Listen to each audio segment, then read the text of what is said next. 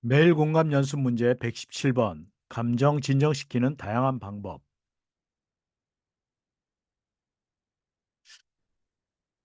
방법 중에는 한 네 가지 방법으로 나눌 수 있는데요. 신체적 반응을 조절하는 생리적인 방법. 네, 이게 그다음에 감정적 체험을 통해 진정시킬 수 있는 체험적인 방법. 그다음에 생각과 인식을 통해 조절하는 인지적 방법.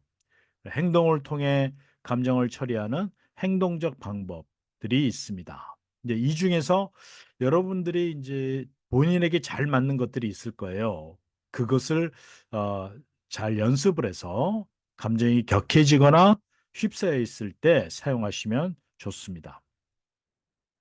첫 번째 생리적인 방법은 신체적 반응을 조절하는 건데요.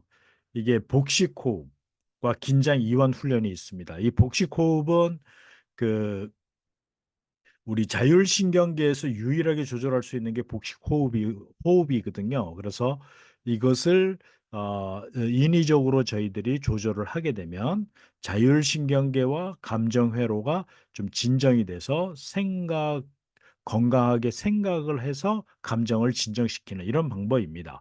긴장 이완 훈련은 그 각 신체 부위에다가 힘을 꽉 줬다가 서서히 힘을 빼는 이런 과정을 통해서 생각을 갖다가 감정을 조절하는 그런 방법입니다. 체험적인 방법은 이제 감정적 체험을 통한 진정인데요.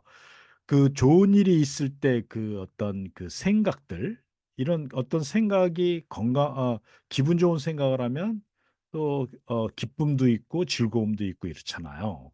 마찬가지로 그런 감정적 체험들을 갖다가 잘 이용해서 심상을 이용하는 거하고, 또 하나는 우리가 흔히 들고 있는 그 명상입니다. 요 왼쪽 그림에 있는 게 심상사성이라고 되어 있는데, 이 뜻은 마음 먹은 대로 모든 일이 이루어진다, 뭐 이런 뜻이라고 합니다. 그다음에 세 번째 인지적인 방법은 생각과 인식을 통해서 감정을 조절하는 방법인데요. 인지적으로 일단 어떤 생각할 시간적 여유를 좀 주기 위해서 감정에 휩싸이지 말고 그 순간에 잠시 내가 생각으로 그 자리를 좀 피할 수 있는, 그래서 인지적으로 회피하고 억제를 합니다. 근데 이것은 나중에 다시 그 감정을 좀 풀어줘야 되는 그런 필요가 있습니다. 그다음 중요성 낮추기는 별일 아니야라는 말을 스스로 하면서 그 감정을 조절하는 거고요. 주의 전환은 숫자를 좀 거꾸로 센다든지 해서 주의를 다른 곳으로 좀 돌리는 거. 그러니까 위로의 말은 스스로에게 공감. 제가 하는 말 때문에 너 많이 화났구나.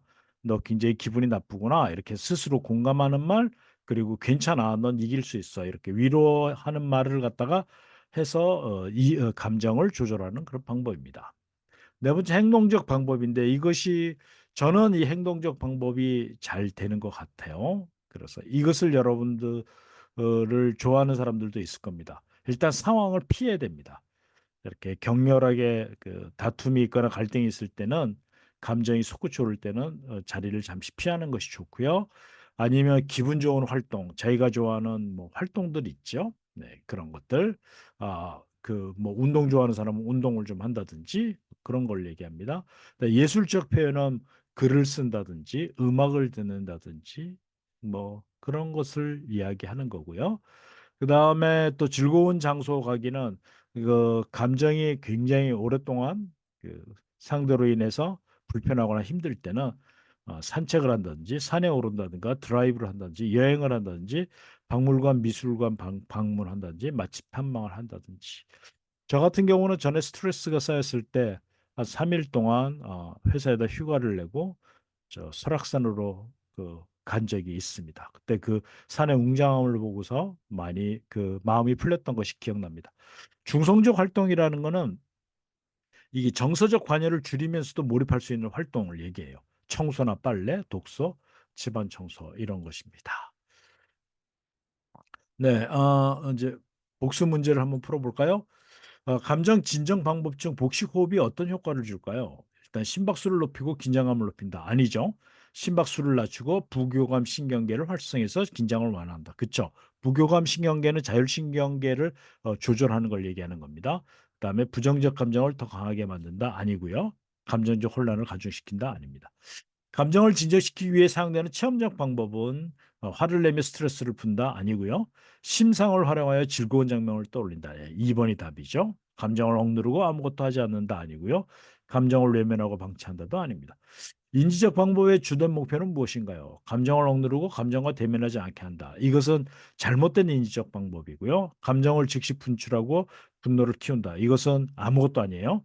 3번 감정을 인지적으로 재해석하고 주의를 전환하여 감정을 다스린다. 3번이 정답이죠. 4번 감정의 중요성을 강조하고 집중한다. 아닙니다. 4번 행동적 방법으로 감정을 진정시킬 때 가장 적합한 예시는 무엇일까요? 갈등 상황에서 즉시 대응하고 아니죠. 신체 활동이나 예술 활동을 통해 감정을 표현한다. 2번이 맞고요. 3번 부정적 감정을 계속 회피한다. 회피하는 거 아니고요. 4번 감정을 억누르고 지나가기를 원한다. 회피나 억제는 하면 안 됩니다. 5번 예술적 표현을 통해 감정을 해소하는 방법은 무엇인가요? 감정을 억누르고 부정적인 생각을 반복한다. 아니고요. 글쓰기, 그림 그리기, 음악 듣기를 통해 감정을 표현하고 진정시킨다. 2번이 답이죠. 화를 내며 스트레스를 풀기 위해 소리를 지른다. 아니고요. 불쾌한 감정을 회피하며 방치한다. 아닙니다. 감사합니다. 소통과 공감으로 만드는 성공적인 행복한 인생 송송이었습니다.